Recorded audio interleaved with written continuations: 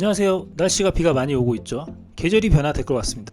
이렇게 비가 계속 오는 날에는 집안이 매우 많이 습하죠. 에어컨하고 이제 여름 필수품으로 어떻게 사용해야 되는지 잘 활용하지 못하시는 분들을 위해서 영상을 만들었는데요. 이 제습기란 아주 유용한 제품 중 하나라고 볼 수가 있습니다.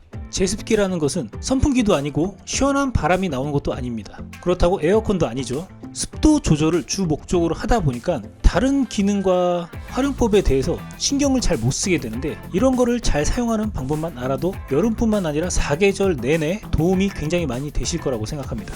제습기를 사용하다 보면 한 가지 의문이 들 겁니다. 제습기를 사용하는데 더운 바람이 막 나옵니다. 그 이유가 무엇일까? 제습기는 습기를 제거하기 위해 만들어진 제품으로 제품 토출구에서 따뜻한 바람이 나오는 것이 정상입니다. 장마철에는 30도 미만이지만 덥게 느끼는 이유는 바로 90도가 넘는 습도이기 때문입니다. 제습기의 작동 원리만 이해한다면 제습기에서 더운 바람이 나오는 이유를 이해할 수가 있다는 겁니다. 일단 제습기를 가동하면 증발기라는 게 가동되게 되는 냉각 장치로 습기가 제거된 건조한 공기는 응축기를 거쳐서 따뜻하게 데워진 채 방출되게 됩니다. 증발기에서 뺏은 열을 포함한 기체 냉매, 응축기를 통과하면서 차갑게 냉각되기 때문에 기체 냉매가 액체 냉매로 변하면서 열은 자연스럽게 외부로 발산됩니다. 이는 에어컨의 실외기, 냉장고의 뒷부분에 발생하는 열과 같은 원리라고 이해하시면 됩니다. 제습기를 가동하는 적절한 실내 온도를 한번 살펴볼까요? 제습기는 실내 온도가 18도에서 35도 사이의 환경에서 사용하는 것이 가장 좋습니다. 실내 온도가 5도 이하에서는 냉각기의 결빙이 되기 시작되면서 제습량이 줄어들거나 컴프레스 보호를 위해서 자동 재생 기능이 동작됨으로써 제습 운전 자체가 멈출 수가 있습니다. 제습기를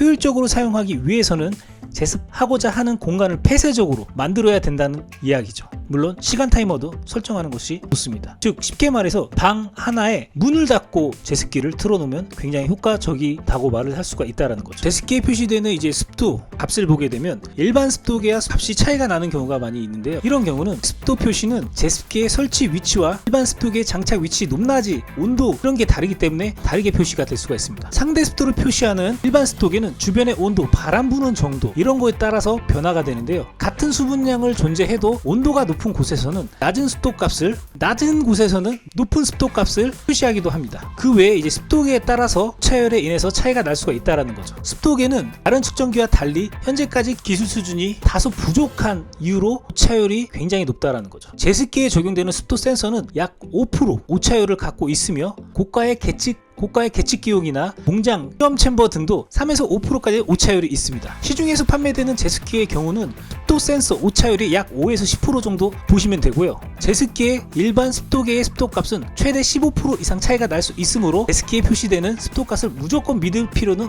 없다고 보시면 되겠습니다. 그럼 제습기는 언제 어떻게 사용해야 되는 걸까요?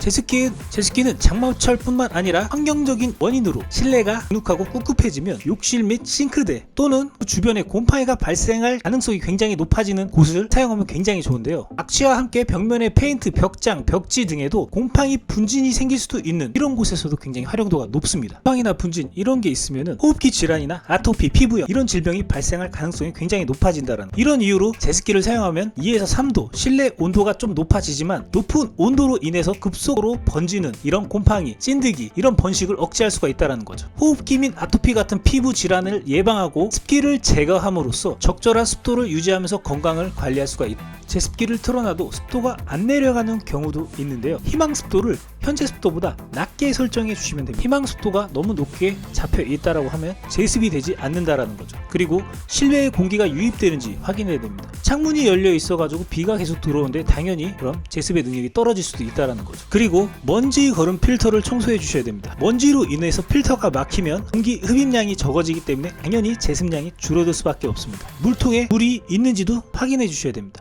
물이 안 차고 있다라고 한다면 뭔가 문제가 있다라는 거예요. 제습이 정상적으로 이루어지지 않고 있다라는 거죠. 제습기를 사용하다 보면 진동이나 소음이 발생되는 경우도 있는데요. 이런 거는 제습기 내부에 압축기가 돌아가면서 일정 수준의 진동과 소음이 발생되는 건 당연합니다. 이런 소음이 발생되더라도 제습기가 문제가 있는 것이 아니니 이 눅눅하고 꿉꿉한 여름에 이런 비오는 장마철이나 이런 거에 관련돼서 적절하게 활용하시길 바랍니다. 감사합니다. 오늘은 제습기를 활용하는 방법에 대해서 한번 말씀드렸습니다. 감사합니다.